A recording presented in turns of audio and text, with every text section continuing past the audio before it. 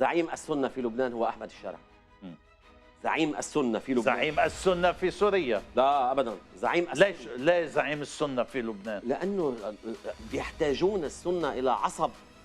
هن هالجماعة يلي إجا حزب الله نكل فيهم، يلي لليوم بعده مع عدلهم الموقوفين الإسلاميين بسجن رومي حزب الله لأنه بعده لاقط بمحل من المحلات، يلي تحملوا اللي تحملوه من فضل شاكر ومشي لأحمد الأسير وروح للي صار بقلب سوريا. طلع حزب الله على نص سوريا قتلهم وبوقعته لا يزال لليوم مانعهم يطلعوا من الحبس.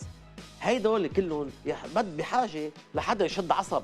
يعني اليوم موقف الرئيس احمد الشرع يلي هو داعم لسحب سلاح حزب الله يمثل النبض اللبناني السيادي اليميني والسني والدرزي والشيعي المعارض، ما بيمثل سوريا بس.